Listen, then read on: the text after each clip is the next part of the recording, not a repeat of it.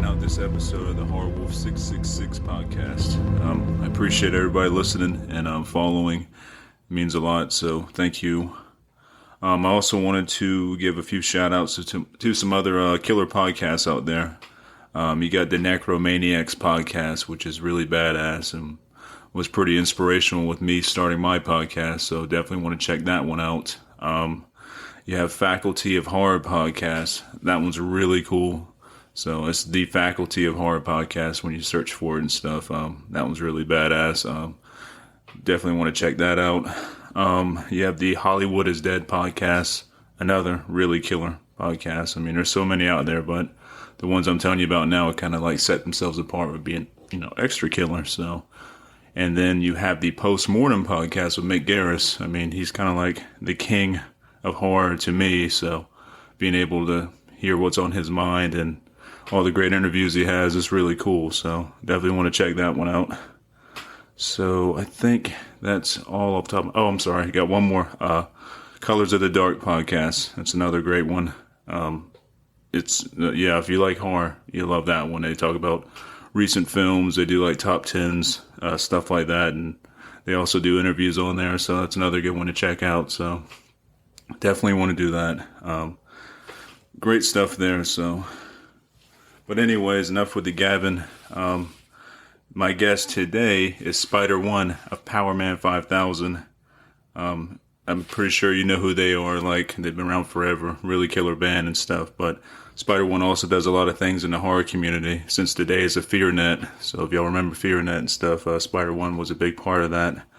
But he is running a scripted horror anthology called Bleeder's Diegest now, which is on all podcast subscription networks. And it's pretty killer and stuff. And we talk about that. Talk a little bit about music and other horror things. So hope you enjoy this one, and thank you for listening. All right. Thanks a lot for being on the podcast, Spider. Yeah. Thanks for having me. No problem. How's everything going your way?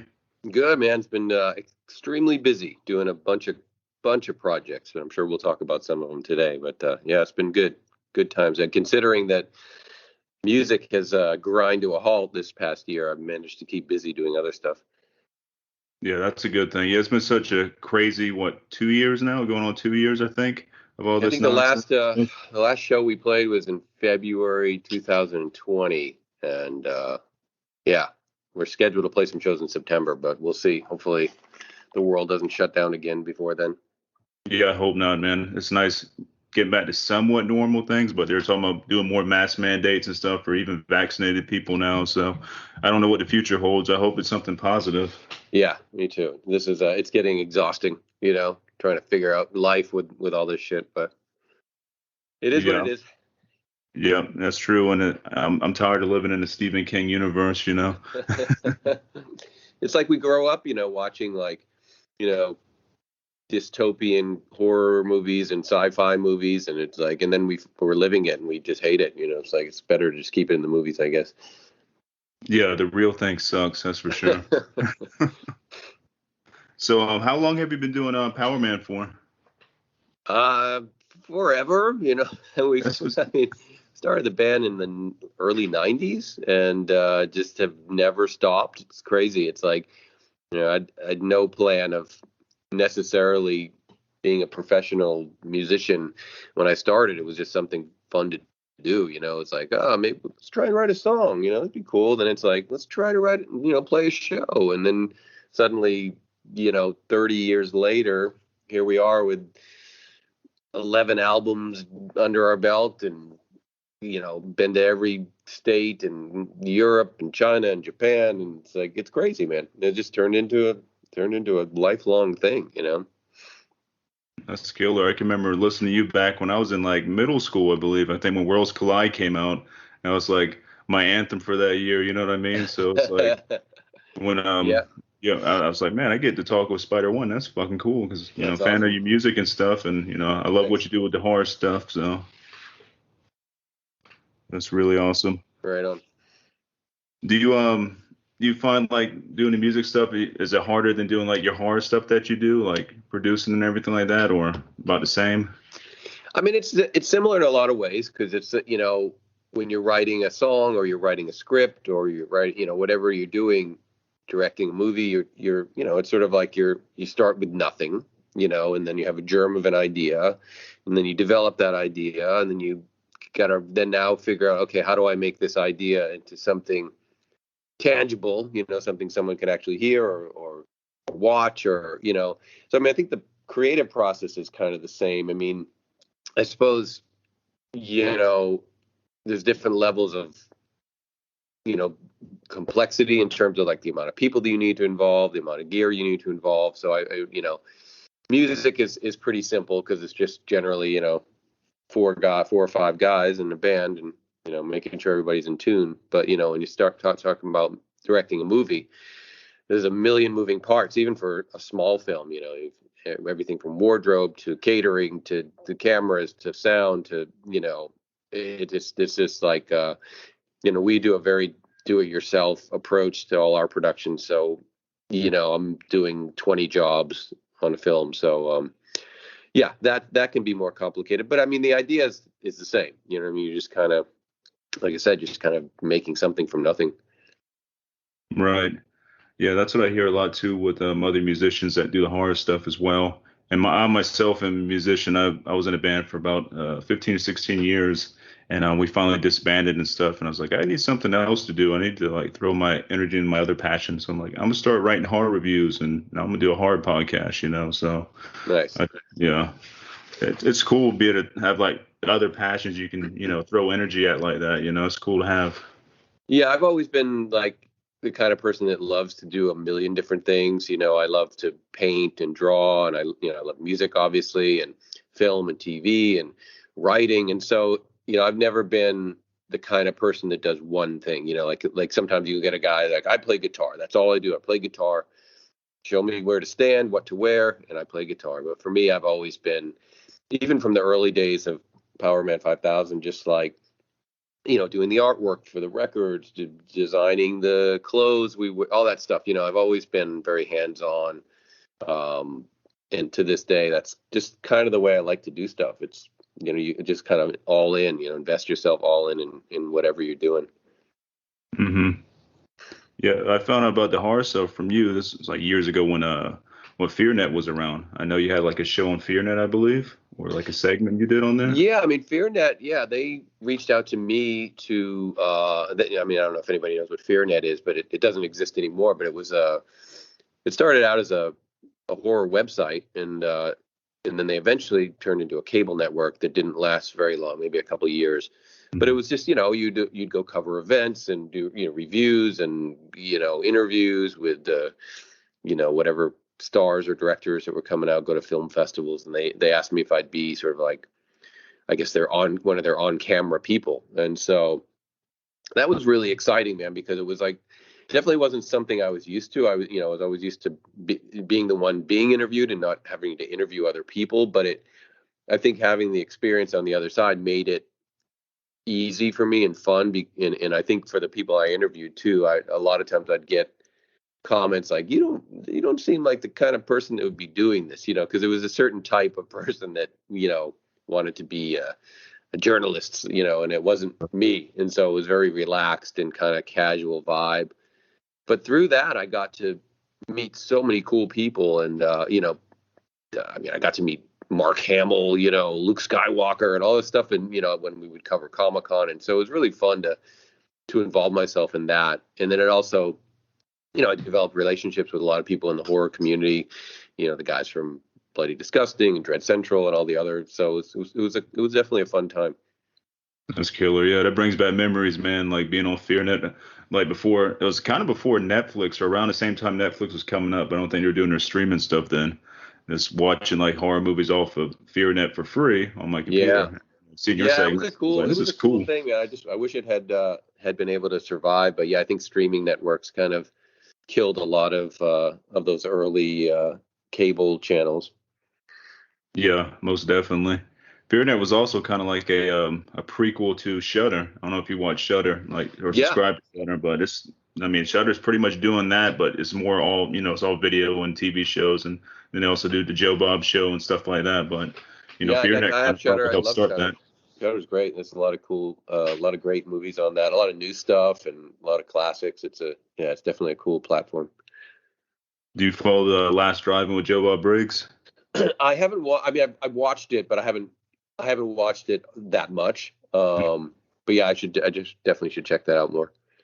Yeah, it's really killer, and they do like a live tweeting event and all that shit, like the day of and stuff like that. So there's like thousands of us online, like making jokes about the film or just like talking with some of the celebrities that are in the film. Like it's crazy, Yeah, like, that's cool. you're tweeting with Barbara Crampton or something like that. I'm like, holy shit.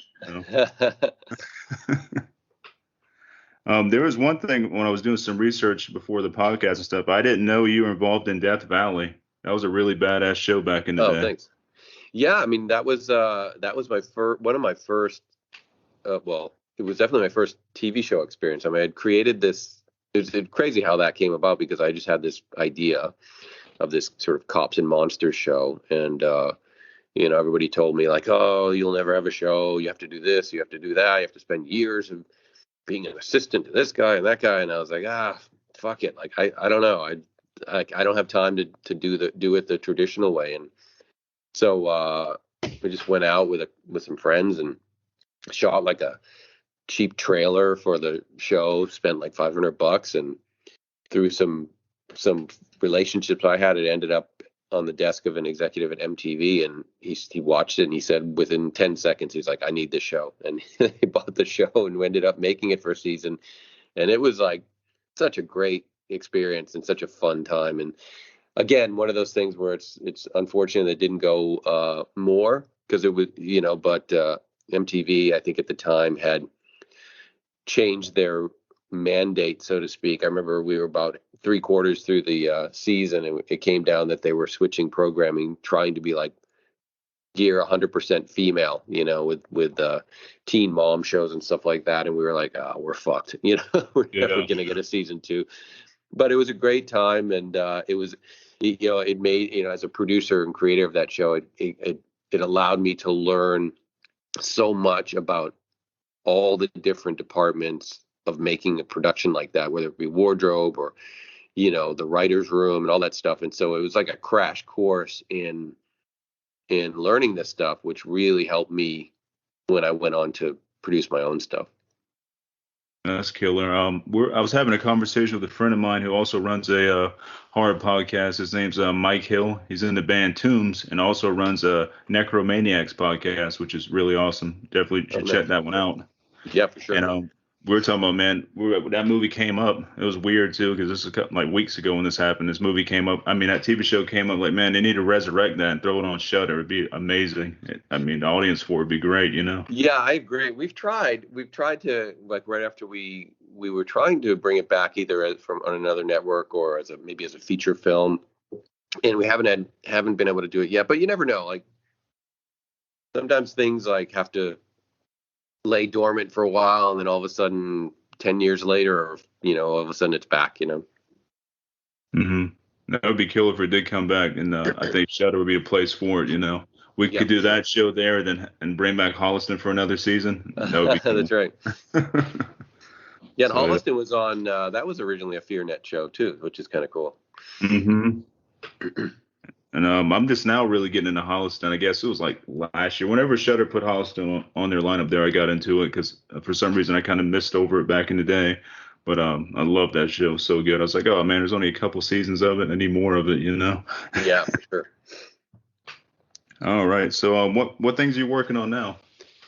Well, we got a whole bunch of stuff. So we launched, me and 3 partners launched this podcast called Bleeder's Digest, which is in partnership with Bloody Disgusting, and it's every Thursday we release an original scary story, like a narrative story. So there are a lot of podcasts out there that that have scary story podcasts, but they're usually reading old folklore or reading stuff that they found on the internet. But we decided we were going to make every single episode some original that we wrote. And so we write these stories and we produce them in a way like sort of like an old school radio show, with sound design and different actors playing parts and sound effects and so we've got I think we've released 5 or 6 so far, and they're so good, man. They're all different vibes, different subgenres of horror, and the response has been amazing. Like, I'd never done a podcast before, so I was like, I don't know, like, how do you get anybody to listen to? How do they even know you exist? And remarkably, like, we were charting the first day on Apple Podcast fiction charts and all. So it was really exciting that word started to spread about this. And so yeah, that's been like, past couple months been eating up a lot of time, because it's a lot of effort to always come up with this original tale and have to record. I'm doing, like, we all do the voices. It's my first diving into voice acting, and doing these characters, and it's really fun. So that's been a big project. And then we've also been producing movies, and over the past year and a half, where we've been in lockdown or the COVID thing, we've managed somehow, me and along with Chrissy Fox, my partner in our One Fox Productions, produce and shoot 3 feature films in a matter of a year. It's crazy. So we just wrapped on mine, which is called Allegoria, and it's like a sort of a five part feature with 5 different stories that all intertwine with different characters and circumstances, and each story is based around a different art form. So there's like one story that's centered around acting, one story is centered around painting, and so it's like sort of, they're all based on these fragile, weird, egomaniac artist types that, through their own flaws, manifest these horrible things. I call it 5 stories about art and monsters, because they all just find themselves in circumstances with terrifying things happening to them. So we just finished that. So it's been crazy, man. We did this other film called Frank, which is another anthology feature, and we produced another film called I Live Alone, which stars Bonnie Aarons, who was the nun. Yeah. So we've been super busy in the film department as well as the podcast department. That's killer. Where have y'all got like this distribution for them yet, or have you got that process? Yeah. The Frank, which we finished first, has distribution, and we're currently seeking out distribution for the other 2 as well. That's a tricky one, man, knowing where to go, who's going to do the best job with your film. And it's like, you never know, right? But the good news is there's so many, like you'd mentioned, Shudder. There's so many great places that your film can go now.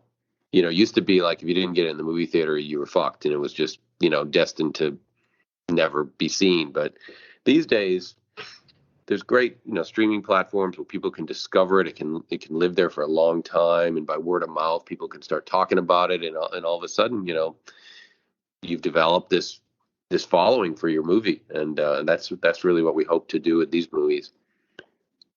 That's killer. Yeah, that's a good thing about social media, man. You can really build up a following a lot easier than what you could back in the day before all this stuff, Yeah, I mean, before I think you got one big shot at a film, right? Opening weekend in the theater. If no one went to see it, you were done. But now things can take their time to grow and live, on the internet, or like I said, on a different streaming. You could be on Shudder for 6 months, and then maybe Netflix picks it up, and then it's on, or it's all, always on Apple, and so people can find it, and it's,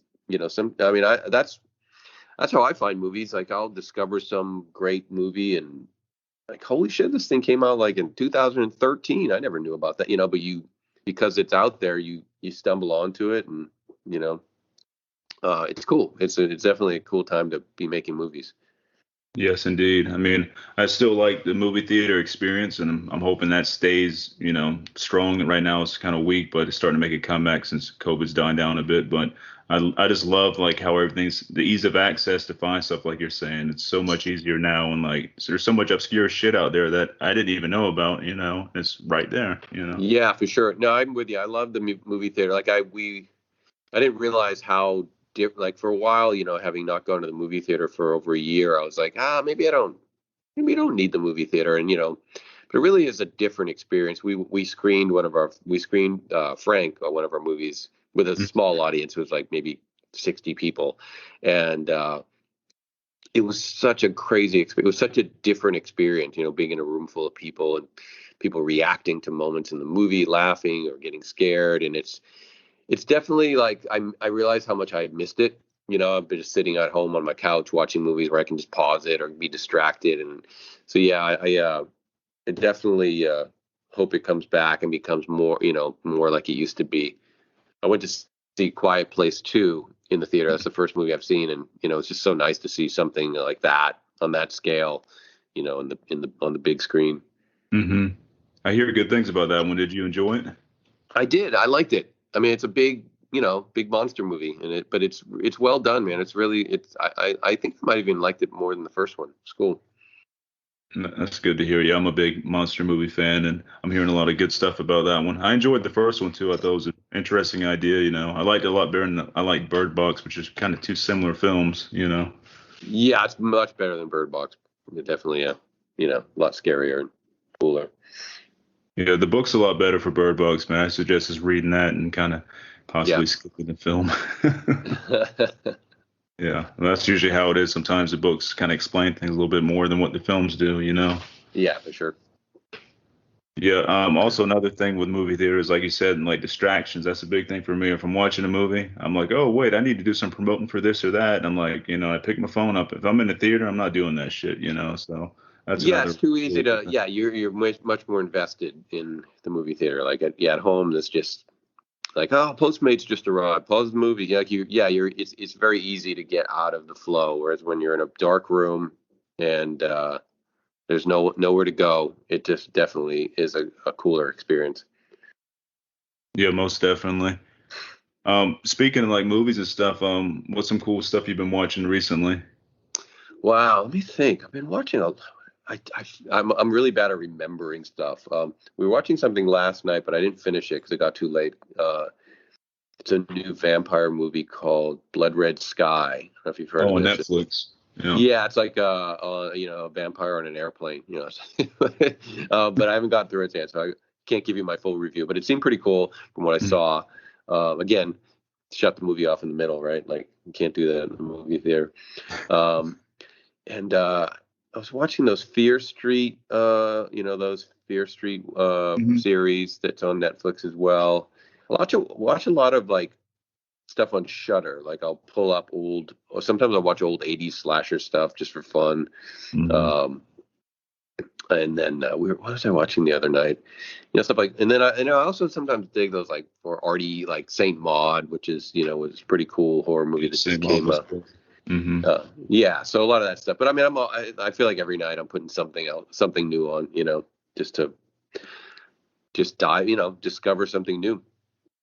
Yeah, that's good. I did like a little Shudder marathon yesterday. I watched like 2 or 3 movies yesterday. I keep everything saved on my Internet Movie Database app because I'm horrible with memory stuff. That's what I can't have remember to start. shit. I saw there's an app called Letterboxd or something, or Letterbox, and it's the kind of that thing like where you can keep track of the movies you watch and do. And I was like, I got to start doing this because inevitably, like, yeah, you're someone asks you, like, what's something new you've watched? What's good? And I'm like, I know I watched fucking 10 movies this month, but I can't remember what they were. So yeah, I got to do the same thing. I got to start putting a list together. Yeah, Letterbox is a cool one. I'm on there as well, but I don't keep up with it because it seems easier to use an Internet Movie Database app because I just go in there and rate my movie. I'm done, and it keeps track of when I rated it and stuff like that. And so I can go back. It's like, oh, here's my top 10 for the year and shit like that. Yeah, for sure. I just feel like, yeah, I mean, yeah, it's so much. There's so much stuff. It's virtually impossible to, sometimes I sit back, I'm like, how are all these movies getting made? Especially horror movies. There's so many horror movies now. It's like, I feel like it's the number one genre being produced, which is cool as long as the quality is, stays high. But as we know, that's not always the case. No, I've seen some actually bigger budget films recently that kind of like, oh man, that kind of sucks. Like it just really depends on the director, I think, and the direction that they're taking. You can take a small budget film and really turn it into something amazing. Yeah, I like. I tend to. I mean, I like big movies too. I'm obviously a child of growing up on Star Wars and stuff, and I love that stuff. But I definitely, I think as I get older, appreciate like smaller stories, smaller movies that aren't, you know, especially for horror, because I think what can happen is if a movie gets too like flashy and too, it takes me out of the scare because I go like, oh, a good example, and I don't mean to like talk negatively about stuff, but sometimes when I watch like those Conjuring movies, there's, James Wan has such a particular style of being very like innovative with camera moves and seems, very modern. And sometimes it takes me out of the scare because I'm thinking more about like, wow, how did they get the camera to spin from the ceiling and down the staircase? Whereas when it's very simple, I think it's scarier, and I feel the same way with CGI. I think it takes me out of the scare. I'd rather see somebody in practical makeup, or even like a fucking, like, to watch old movies and they're a monster in a rubber suit. For some reason, I believe that more than, some CGI creation. I definitely lean simpler, in terms of what I think is scarier. Right. Yeah, CGI can definitely take me out of it as well. I'm not CGI used in small portions or used right, not overly done. Like no CGI werewolves and none of that shit because that's been done before and it's horrible and I fucking hate that. I like the dude in the suit. I like the practical, like the visceral feel of that. Yeah, I think it always works better. I mean, I mentioned Quiet Place too. I thought they actually did quite a good job because the monsters are all CGI, obviously, and they're very prominently shown. Like and I was like, they did a pretty good job with this. Like, it doesn't feel, but as you know, there's a wide variety of quality with CGI, and sometimes it just looks, even on a really big budget movie, sometimes it just looks terrible. Hmm. But they did a good job. But yeah, I'm always more for like the real deal. To me, it just is scarier, and you know, definitely scary to just have some real thing standing in the corner than some like 8 foot CGI monster. Just I always feel like I'm just suddenly watching a video game when that stuff happens. Yeah, and it's always bad when it feels like it's like a PlayStation 2 era video game from like 10 years ago. It's like, Right. oh, this is good.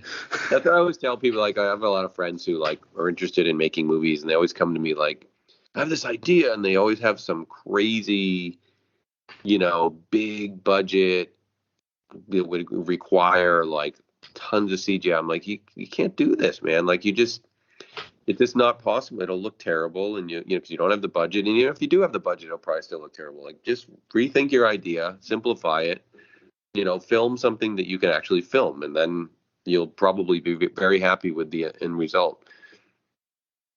Yeah, most definitely. And I think that's a big thing that's holding a lot of directors back from making like H.P. Lovecraft, like, stuff because of the CGI that would be involved and the special effects budget's insane. you know, it's Yeah. hard to really nail Lovecraft because his world's insane. It's so massive and stuff like that.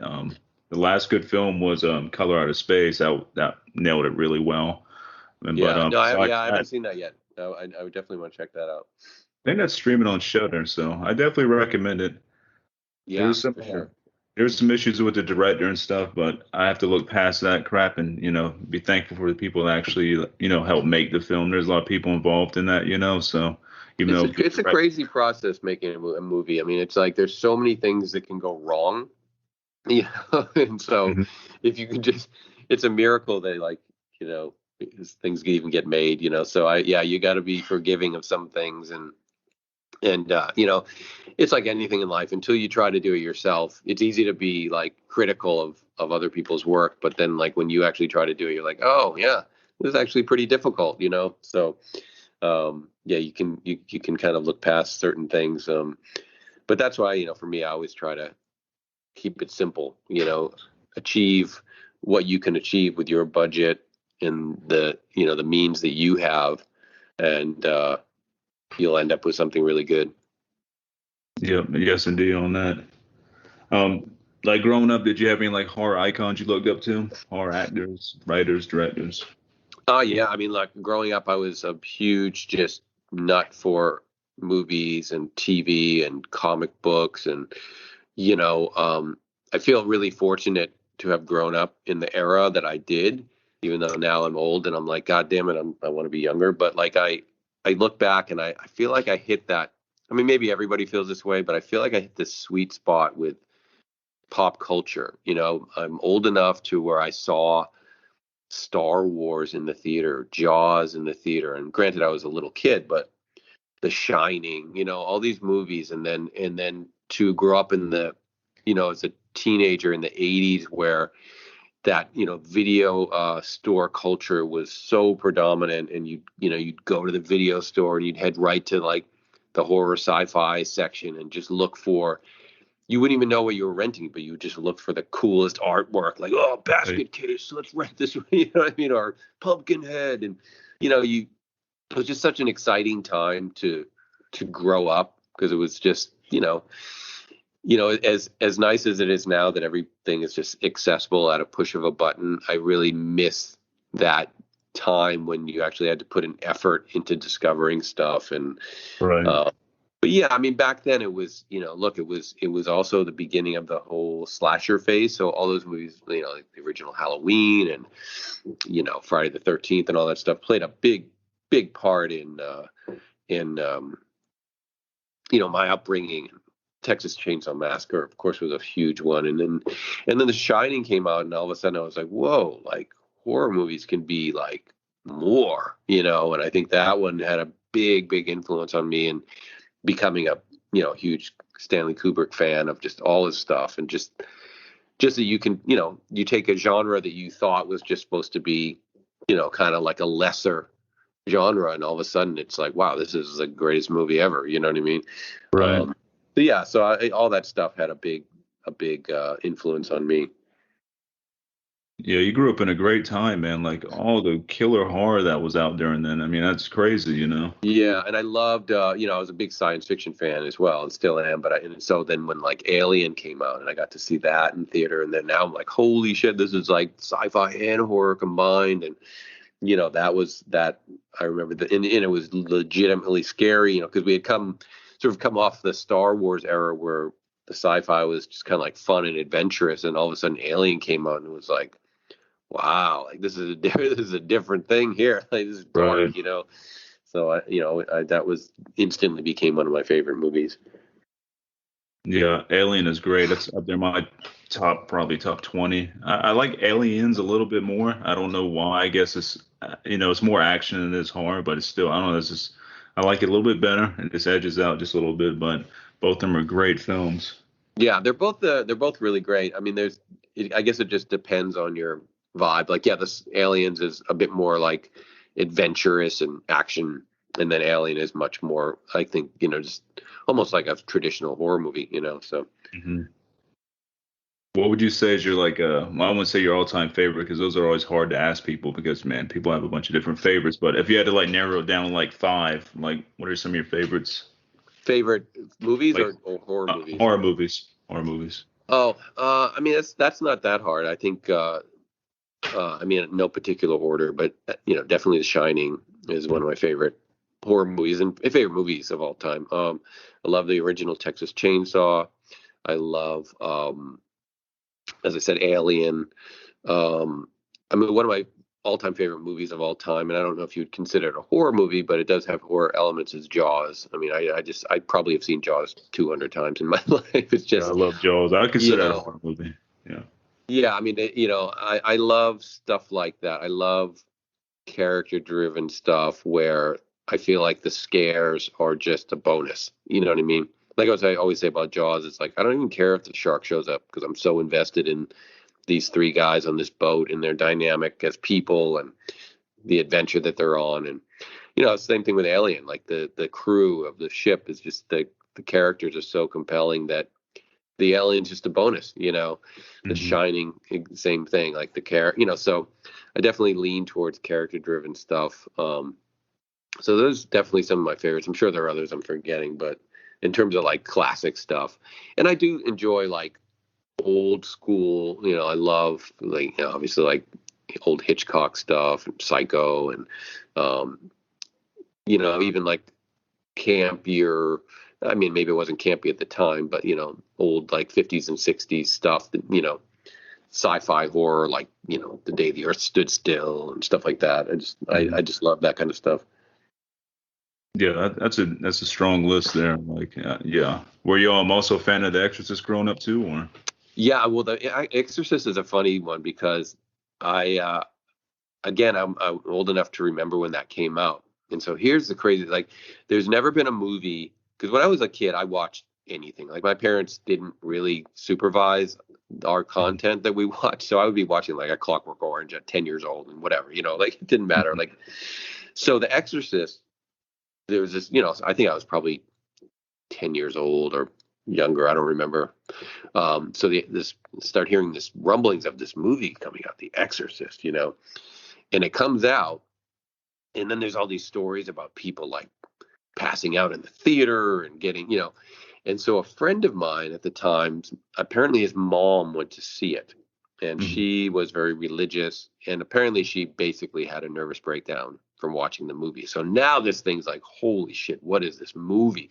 And so the fear factor of it built in my mind, and I still remember this day specifically. I remember like if the television commercial came out for The Exorcist, I couldn't watch the TV. I had to like look away. And then even one day, like I said, I remember this very specifically. I was outside, sunny day, shooting like hoops in the driveway, listening to the radio, and a radio ad came on for The Exorcist, and I was like, "Fuck no!" And I had to like run away from the radio into the house. It had built up such this mystique for me as a kid that it took a long time for me to watch it because I was just scared, And eventually I did watch it, and I do think it's pretty terrifying. But it's absolutely. That's of course one I forgot to mention, but yeah, that's definitely one of the greats. Yeah, and it holds up today as well, like special effect wise and everything, man. Like story wise, it holds up very well today. Well, I mean, there's a perfect example of what we're talking about, where it's all practical effects, and yeah, when her head spins around, you could be like, but like in terms of all the other stuff, it's makeup, it's lighting, it's her spitting fucking green Pepto-Bismol or whatever, but it's still so scary, as opposed to when you see more modern films trying to do exorcist stuff, and you've got like the CGI person like contorting to or whatever, and your brain instantly knows like they did that on a computer, Right. So yeah, I think that something like The Exorcist is such a great lesson to learn, that you can make something terrifying without computer trickery, And it also helps that had Dick Smith doing all the makeup effects and stuff. Like you don't get much better than what Dick Smith did, Yeah, it's funny. I actually I didn't know him, like I didn't know his history, and I ended up I don't know how I ended up. I got invited to some party to honor him years ago, like, and it had his Oscar there and stuff. It was really crazy. But at the time, I was like, who's Dick Smith? Because I didn't really follow like effects people, you know what I mean? And now all these years later, it's like, holy shit, I was at a party with that guy. If I knew now, I would have, said something to him. Did you get at least tell him hi or anything like that, or? Bro, I think I probably took a picture with him or something somewhere. I'd have to dig it off of probably 3 phones ago, you know what I mean? But because this was quite a while ago, and I remember they had this giant head of him.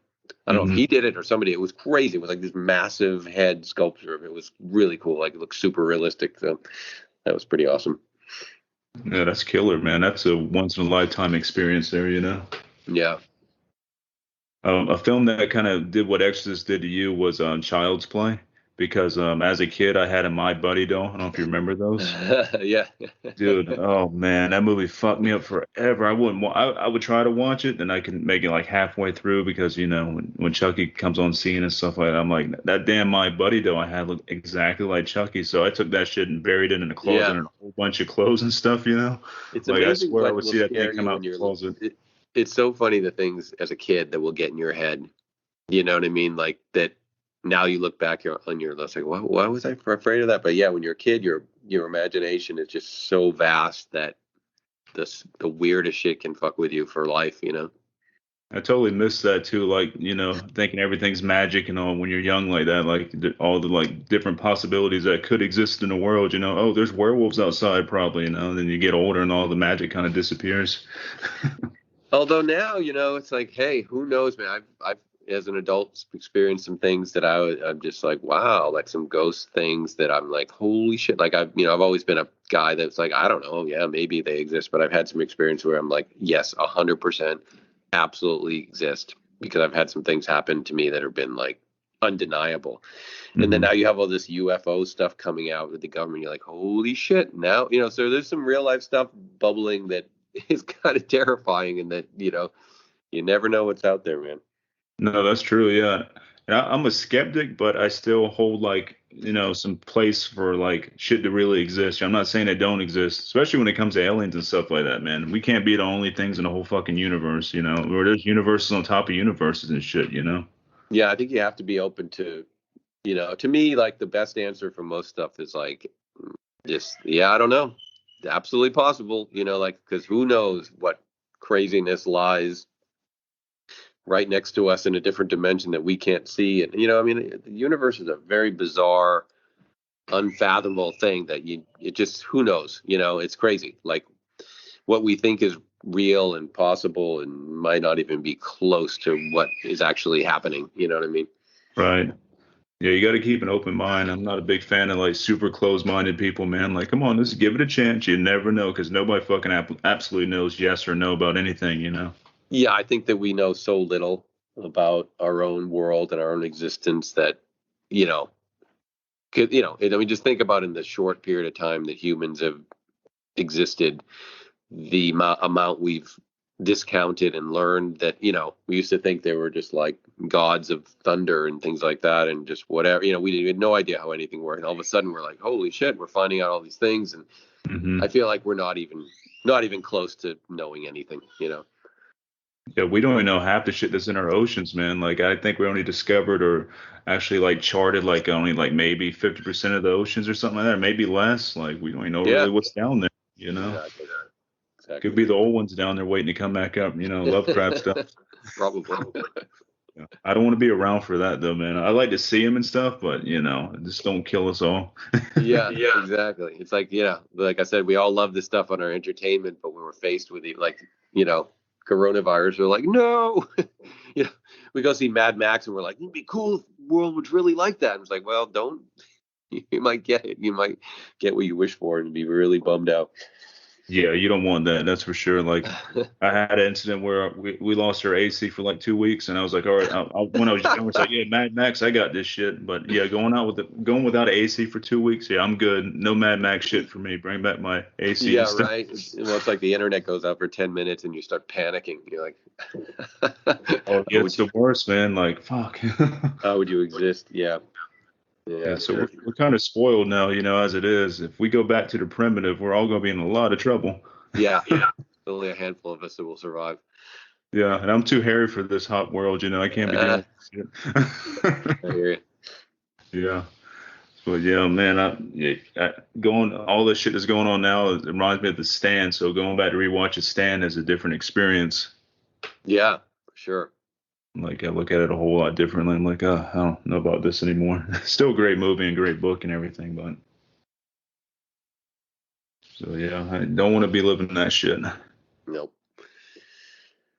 So, was there anything else you want to talk about that you're doing that you haven't spoke about already, or you say music stuff? You got any new albums coming out or in the Yeah, I works? think no, I think just to wrap it up, yeah, like I said, we're Powerman is planning on going back on the road in September. So check out dates. You can find us everywhere. Just Google us and and then check out the Bleeders Digest podcast. You can get that anywhere podcasts are found, and it's Digest DIE. So Bleeders Digest DIE just and be on the lookout for these movies that hopefully this year will be finding their way somewhere on some streaming platform. But other than that, that's about it. Yeah. That's killer. And yeah, when your films come out and stuff, just hit me up or I'll be paying attention anyways. I follow you on Twitter and stuff, so I help promote your stuff for you. Every little Yeah, bit for sure. helps. So Awesome. Awesome. Well, Spider, it was great talking to you, man. I appreciate you being on the podcast. Yeah, appreciate it. Thanks for having me. You have a good one. Okay, talk to you later.